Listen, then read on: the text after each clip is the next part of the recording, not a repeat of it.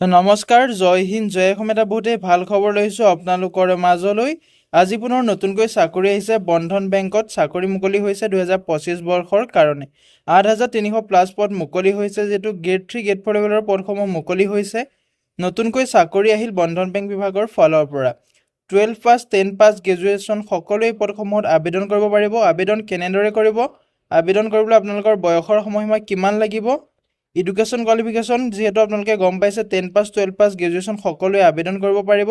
লগতে application fees কিমান কাটিব লাগিব, সম্পূৰ্ণ তথ্য এই ভিডিঅ'টোত আলোচনা কৰিম। ভিডিঅ'টো শেষলৈকে চাব, অলপ স্কিপ নকৰাকৈ। যদি ভিডিঅ'টো ভাল পায় তেনেহ'লে এটা লাইক কৰিব, আৰু মোৰ চেনেলটোলৈ যদি প্ৰথমবাৰ কাৰণে আহিছে তেনেহ'লে চেনেলটো ছাবস্ক্ৰাইব কৰিবলৈ নাপাহৰিব।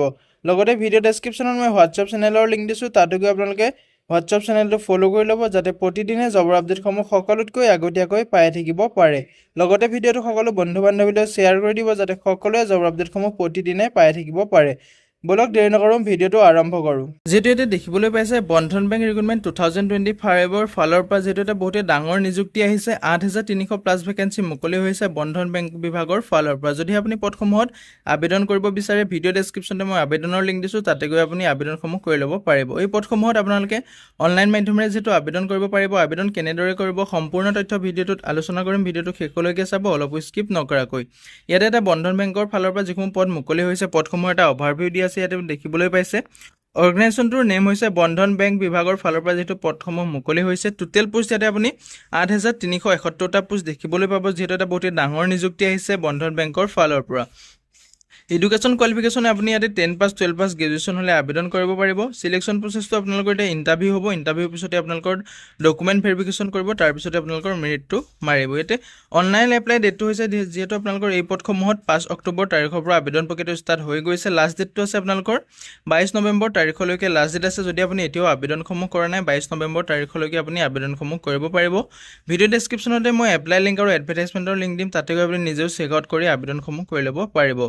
যিহেতু টোটেল পোষ্ট ইয়াতে আপুনি 8,000+ পোষ্ট দেখিবলৈ পাব, 8,300+ পোষ্ট দেখিবলৈ পাব। যিহেতু ইয়াতে নেম অফ পোষ্টটোৰ নাম হৈছে আপোনাৰ যিটো কাষ্টমাৰ কেয়াৰ এক্সিকিউটিভৰ পোষ্ট আছে, ছেলছ মেনেজাৰ পোষ্ট আছে, কালষ্টাৰ হেডৰ আছে, লগতে আপোনাৰ এক্সিকিউটিভ এছিষ্টেণ্ট আছে, লোন অফিচাৰ আছে, ব্ৰাঞ্চ বেংকিং অফিচাৰ আছে, বিজনেছ ডেভেলপমেণ্ট এক্সিকিউটিভৰ আছে, অফিচ এছিষ্টেণ্ট আছে, অফিচ বয় আছে, কালেকশ্যন এক্সিকিউটিভ আছে, ড'ৰ বেংকিং অফিচাৰ আছে, বেংক ক্লাৰ্ক আছে, ডাটা এনালিষ্ট আছে, ফিল্ড এক্সিকিউটিভ আছে, বিজনেছ মেনেজাৰ আছে, ফোন বেংকিং অফিচাৰ আছে, এছিষ্টেণ্ট মেনেজাৰ ছাৰ্ভিচ আছে, ৰিকভাৰী অফিচাৰ আছে, লগতে আপোনালোকৰ ক্ৰেডিট এক্সিকিউটিভৰ পোষ্ট আছে। যিহেতু গ্ৰেড 3 গ্ৰেড 4 লেভেলৰ পদসমূহ মুকলি হৈছে বন্ধন বেংক বিভাগৰ ফালৰ পৰা। যদি আপুনি এই পদসমূহৰ প্ৰতি ইণ্টাৰেষ্টেড হয়, এলিজিবল হয়, আবেদনসমূহ কৰি ল'ব পাৰিব। যিহেতু আপোনালোকৰ কাৰণে এটা বহুতেই ভাল নিযুক্তি আহিছে, যিটো বন্ধন বেংকৰ ফালৰ পৰা এটা ভাল অপৰচুনিটি আহিছে, সুবিধা আহিছে, সুযোগ আহিছে।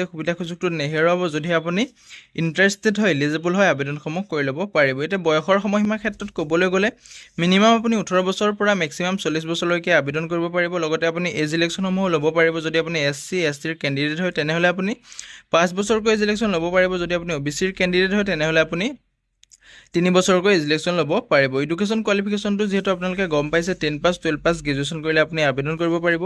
10 পাছৰ কাৰণে ইয়াতে বেলেগ পোষ্ট আছে, 12 পাছৰ কাৰণে ইয়াতে বেলেগ পোষ্ট আছে, লগতে আপোনাৰ গ্ৰেজুৱেশ্যনৰ কাৰণে ইয়াতে বেলেগ ধৰণৰ পোষ্ট আছে। যিহেতু গ্ৰেড 3 গ্ৰেড 4 লেভেলৰ বহুখিনি পোষ্ট মুকলি হৈছে, 8,300+ পদ মুকলি হৈছে। যদি আপুনি ইণ্টাৰেষ্টেড হয়, এলিজিবল হয়, পদসমূহৰ প্ৰতি আবেদনসমূহ কৰি ল'ব পাৰিব। চেলাৰীৰ ক্ষেত্ৰত ক'বলৈ গ'লে এই পদসমূহত আপোনালোকে চেলাৰীটো লাভ কৰিব মন্থলি 28,000 পৰা 64,500 টকালৈকে আপুনি চেলাৰীসমূহ লাভ কৰিব পাৰিব। চিলেকশ্যন প্ৰচেছটো ইয়াতে ইণ্টাৰভিউ হ'ব। ইণ্টাৰভিউৰ পিছতে আপোনালোকৰ ডকুমেণ্ট ভেৰিফিকেশ্যন কৰা হ'ব, তাৰপিছতে আপোনালোকৰ ৰিজাল্ট দিব। ইয়াতে এপ্লিকেশ্যন ফিজটো আপুনি দেখিবলৈ পাইছে। ইয়াতে কোনো ধৰণৰ এপ্লিকেশ্যন ফিজ পে'মেণ্ট কৰিব নালাগে। জেনেৰেল OBC EWS নহওক কিয়, আপুনি SC ST PSO নহওক কিয়, ইয়াত কোনো ধৰণৰ আপুনি এপ্লিকেশ্যন ফিজ দিব নালাগে। হাউ টু এপ্লাই ক্ষেত্ৰত ক'বলৈ গ'লে যদি আপুনি পদসমূহত আবেদন কৰিব বিচাৰে, ভিডিঅ' ডেছক্ৰিপশ্যনতে মই এডভাৰটাইজমেণ্ট লিংক আৰু অফিচিয়েল ৱেবছাইটৰ লিংক লগতে এপ্লাই লিংক দিছোঁ, তাতে গৈ আপুনি আবেদনসমূহ কৰি ল'ব পাৰিব। আবেদন কৰিবলৈ আপোনালোকৰ এডুকেশ্যন কোৱালিফিকেশ্যন যিহেতু 10 পাছ 12 পাছ কৰি আপুনি আবেদন কৰিব পাৰিব। অল ইণ্ডিয়া মেল ফিমেল কেণ্ডিডেটে এই পদসমূহত আবেদন কৰিব পাৰিব। এইটো কোনো ধৰণৰ এখন ষ্টেটৰ কাৰণে নহয়, যিহেতু এইটো অকল অসমৰ কাৰণে নহয়। অল ইণ্ডিয়া মেল ফিমেল কেণ্ডিডেটে এই পদসমূহত আবেদন কৰিব পাৰিব।